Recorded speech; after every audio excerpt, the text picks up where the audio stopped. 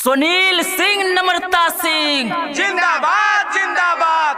मारा बोहरिया तान के करानी निशान पे हमारा नेता कैसा हो, सुनील भैया जैसा हो, हमारा नेता कैसा हो, नम्रता सिंह जैसा हो। गोल लागतन ये चाची एक कदम विकास की ओर।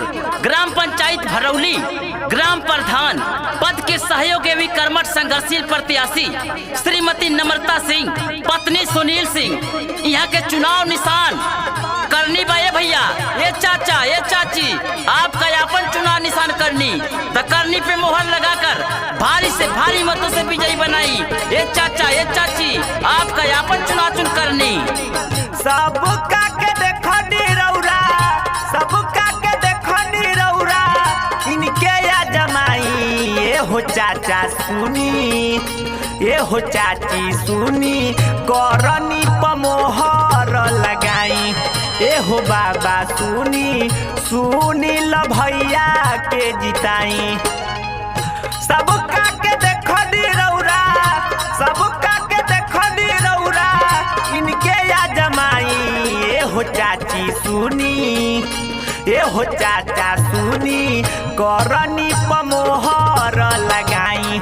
ए होइया सुनी, नम्रता देवी के जिताई। ए चाचा, ए चाची, ना भूले के बा ना भुलाए के बा, ना भूले के बा ना भुलाए के बा। अब की बार करनी पे मोहर लगावे के बा तो ध्यान रहे चाचा नम्रता सिंह पत्नी सुनील सिंह के चुनाव चुन करनी, चुनाव चुन करनी, करनी पे मोहर लगाकर भारी से भारी मतों से विजयी बनाई। ए चाचा ध्यान रहे आपका अपना चुनाव चुन करनी, हर भाई का चुनाव चुन करनी, हर माताओं का चुनाव चुन करनी, करनी है चाचा। हो इनका के लागल बाटे रौरा सबसे आस जी, इनके जिताई करी है गाँव के विकास जी।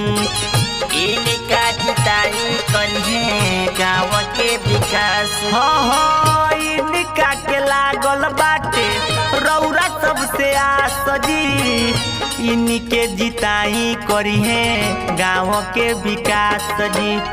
सोचली विचार ली, सोचली विचार ली, के वोट दियाई। ए हो चाची सुनी, ए हो चाचा सुनी, सुनील भैया के जिताई। ए होइया सुनी, करनी पमोहर लगाई। ये चाचा, ये चाची, जब प्रधान कोई होगा अपना खास तभी तो होगा अपने ग्राम सभा का विकास।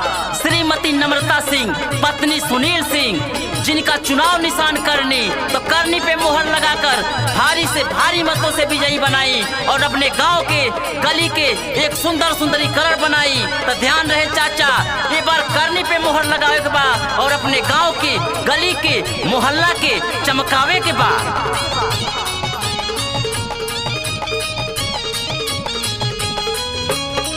सुनील भैया हवे सबका से प्यारा हो, दुखिया गरीब सन के करे ने सहारा हो। दुखिया गरीब चाची के करे ले सहारा। हाँ सुनील भैया हवे सबका से प्यारा हो, दुखिया गरीब सन के करे ने सहारा हो। घरे घरे जाके चाची, घरे घरे जाके दादी, सबके समझाई। ए हो बाबा सुनी, ए होइया सुनी, सुनील भैया के जिताई। ए हो चाचा सुनी, करनी पमोहर लगाई। गोल लागतन ये चाचा, गोल लागतन ये चाची, आपका यापन बेटा भैया सुनील सिंह जिनकर चुनाव निशान करनी बा तो ना भूले के बा ना भुलाए के बा। अब की बार करनी पे मोहर लगावे के बा, भैया सुनील के भारी से भारी मतों से विजयी बनाई। करे प्रचार गायक छोटू के तारी हो, सुनील भैया के बा विकास के तैयारी हो। सुनील भैया के बा विकास के तैयारी हो। करे प्रचार गायक सारी हो सुनील भैया के बा विकास के तैयारी हो।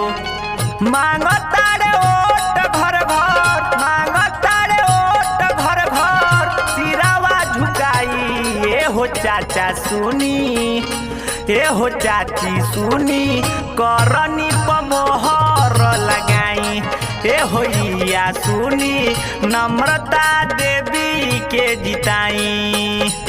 सब के देखनी रौरा, सब के देखनी रौरा, इनके या जमाई ए हो चाचा सुनी, ए हो चाची सुनी, करनी पमोहर लगाई ए होइया सुनी, सुनील भैया के जिताई ए हो चाचा सुनी, नम्रता देवी के जिताई ए हो भैया सुनी, करनी पमोहर लगाई।